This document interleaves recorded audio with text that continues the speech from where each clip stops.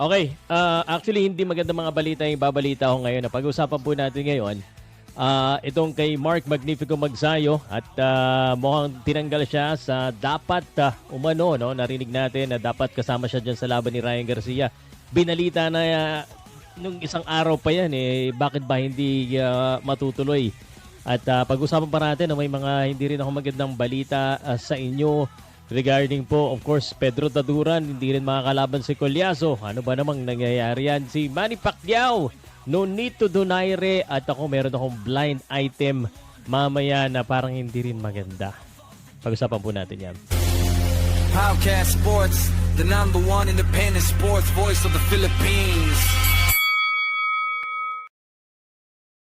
I was supposed to read the script pero hindi na ako mag-script kasi mas maganda pag galing sa puso. Total, alam ko naman yung ating pag-uusapan. Magandang araw po sa inyo lahat. Ngayong araw po ay January 28. Everyday meron akong boxing content discussion. Podcast style po ang aking ginagawa. So, hindi po ito highlight lamang at hindi po tayo nagbabasa lamang o tinatagalog lamang ang mga balita. Tayo po ay nagbibigay ng opinion at sarili nating pananaw sa mga balita. Kaya kung ayaw mo or gusto mo, kung gusto mo, mag-subscribe ka. Kung ayaw mo, wala tayong magagawa. Anyway, pag-usapan na muna natin. Good news muna ba? Good news muna siguro. Nonito Donaire kahapon po ay in-announce po ang kanyang laban kay Rico Masuda para po sa WBA Eliminator. Yan ang good news natin. At kung gusto ko lang i-shout out at i-congratulate na agad si Madam Rachel Donaire for making this fight happen as a trainer, manager.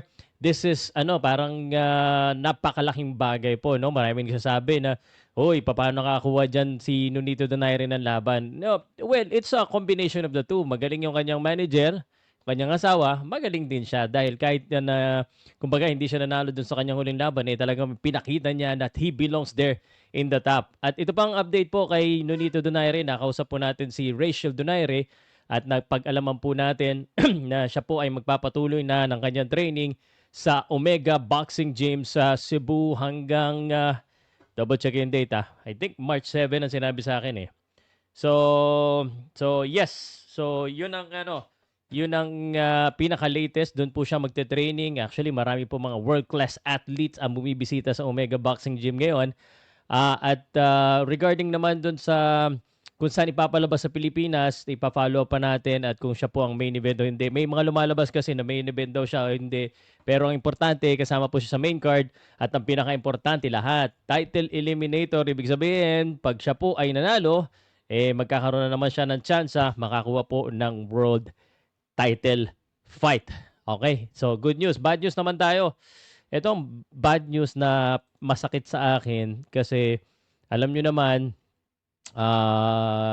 medyo nagrereklamo ko dahil wala masyadong magagandang malalaking balita po sa boxing, no? At itong si Mark Magnifico Magsayo ang inaasahan ko last year pa lang, inaasahan ko na si Mark Magnifico Magsayo na lumaban. So, yun na nga, puspusan ng kanyang training. So, ito yung nakakalungkot din para sa boxer dahil training siya ng training, sabay ito pa ang mangyayari. Nakausap din natin mismo harap-harapan sa personal ang kanya pong kalaban na talagang gustong-gusto rin siya makalaban, si Michael Magnisi. Ito po yung nakasama po natin sa Thailand. No? So sayang at kung matatandaan si Mark Magsayo ay dapat nakalaban na nung sa Three Line Manila, nag-pull out siya diyan dahil nga po ifo-focus niya itong laban kay Michael Magnisi.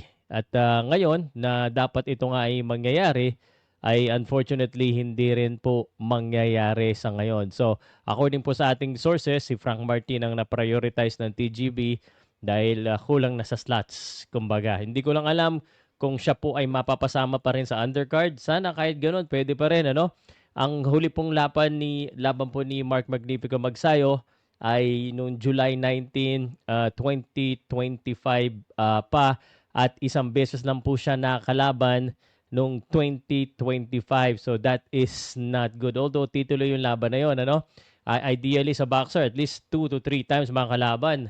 Unless ang laban ay mga big fights, yung mga world title fights, mga big fights na malaking kikita. So, nakakalungkot ito. Mark Magnifico Magsayo, 30 years old at isa po sa ating, kumbaga sa mga Filipino boxing fans, ito ang isa sa pinakasikat na boxer. So, para kay Mark Magnifico Magsayo, tuloy-tuloy lang ang training. Siguro, malilipat lang ang kanya pong laban sa susunod na PBC card. Sayang, no? Ryan Garcia pa naman at yung laban pa naman ni Ryan Garcia ay sikat. Ito malaking opportunity sana na mas makilala si Ryan Garcia ng boxing community sa Amerika at sa buong mundo. Okay, isa pa pong hindi again magandang balita, no? I-open ko lang dito, ha? Hindi, ito muna. Ito pala yung kay Nonito Donaire, Chasing History. So, again, ayan, WBA Bantamweight, Rico Masuda. So, grabe, no? Grabe si Nonito Donaire. Pag-usapan natin si Pedro Taduran. Pedro Taduran, isa rin po sa paborito nating panoodin na boksingero, napakasipag at talagang come forward fighter. At ang masasabi ko lamang dito ay nakakalungkot dahil itong si Pedro Taduran ay naghanda na, no? Pumunta na nga sa Amerika para po paghanda ng dapat ay napipintong laban niya diyan kay Oscar Collazo. Ngunit si Oscar Collazo ay nahadlok at ayaw kalabanin itong si Pedro Taduran gaya nga na sinasabi ko. At siguro gagawin ko rin ito ng reels para mas marinig nila.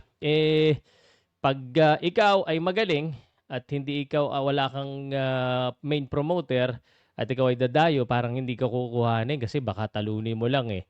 So feeling ko kayang talunin ni Pedro Taduran itong si Oscar Collazo at hindi sila kumpiyansa masyado kaya ayaw nilang labanan si Pedro Taduran. Baka sa huli na kung wala ng choice. At kaso, ang pinili nila ay si Melvin Jerusalem na sa tingin ko ay nagbago na rin. At sa tingin ko ay may chance. Melvin Jerusalem, hindi pa rin na-announce, no?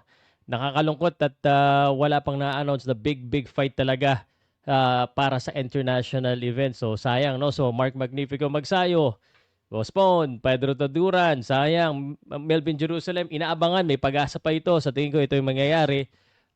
At speaking of announcement, Manny Pacquiao, naalala nyo pa ba na dapat ay sabi mag-a-announce daw ng laban by the end of January or the last week of January. January 28 na ngayon, ilang araw na lang mag-announce kaya si Manny Pacquiao ng kanyang laban. Ang problema, ito pa isa, puro bad news na lang guys. Just in case po, umabot ka hanggang dito sa dulo, pa-comment naman po ng sir, wala bang good news? Bad news, ganon. At kung gusto niyo ng good news, gusto ko lang sabihin sa inyo, although I am sponsored by Arena Plus, I just wanted to let you know that you have to game responsibly at 21 years old and above. At least mas okay dyan kasi mas, kumbaga, ano yan na to check ng government natin. So, yun na lang po yung gamitin nyo para safe kayo. And then game responsibly. Check nyo lang po yung link sa description, yung Linktree or message po kayo sa Facebook page kung sa Facebook nyo po pinapanood. Sa YouTube, nasa description din. Okay, announcement, Manny Pacquiao, walang announcement. So, nakakalungkot naman. Ano ba ang mga big fight natin? Ito pa isa. Meron akong chismis sa inyo. Ready na ba kayo sa blind item? Ito yung blind item na hindi rin masyado magandang balita.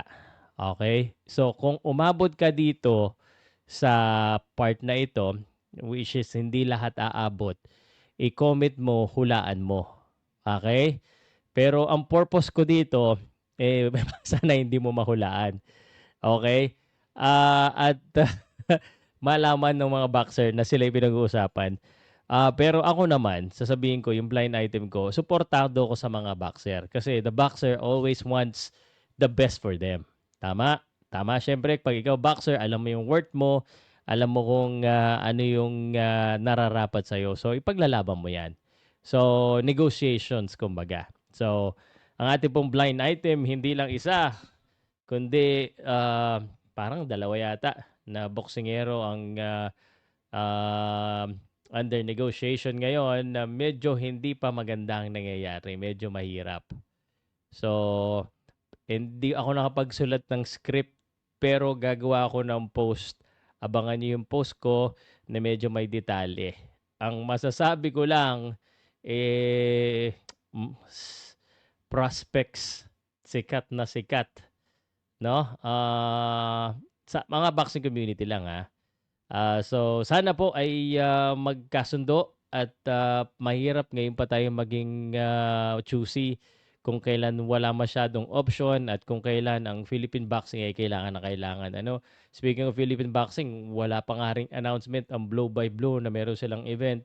Tapos nung makakailan yung isa pong prospect ng Blow by Blow na si Ronerick Ballesteros ng taga Malasiki, Pangasinan ay hindi pa po pinalad, natalo rin. Tapos konti pa ang views ng boxing ngayon. Ano ba, tinatamad na ba kayo sa boxing? Para lumaki po ang views ng boxing, again, at maging masigla uli, kailangan pag-usapan natin. So, simulan natin dito. Hinihingi ko po yung tulong mo, sir. Ikaw mismo, sir. Umabot ka dito. Comment ka lang kahit ano. Tatry ko replyan. And then, i-watch nyo po yung Monday episode ko. Yung mga nagtatanong ng laban ni Shakur Stevenson at saka Teofimo Lopez. Pinag-usapan ko na po yun doon. So, yun lang guys. So, karamihan bad news, no? Sakit sa ulo. Pedro Taduran, sino kaya makakalaban niya? Yan ang tanong ngayon. Sino makakalaban ni Pedro Taduran? Dahil ang sabi, meron daw siyang laban. Ano kaya to?